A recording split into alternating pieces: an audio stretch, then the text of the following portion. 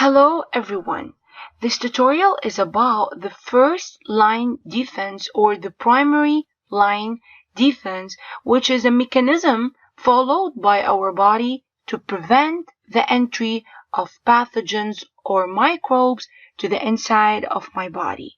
So, by the end of this tutorial, we will learn the different types of natural barriers followed by my body to prevent the entry of pathogens. So, what are these natural barriers and where are they found?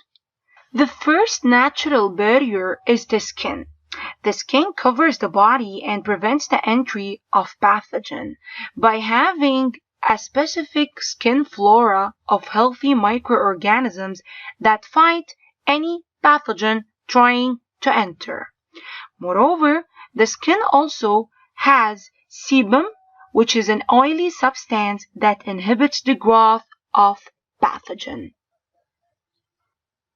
Another important natural barrier is the mucous membranes.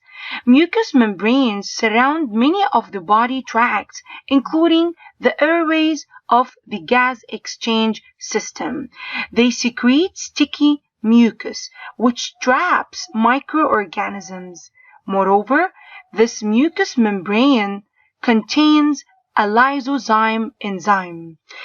This lysozyme destroys the bacterial and fungal cell walls. Furthermore, lysozymes are very important because they are also found in tears and urine.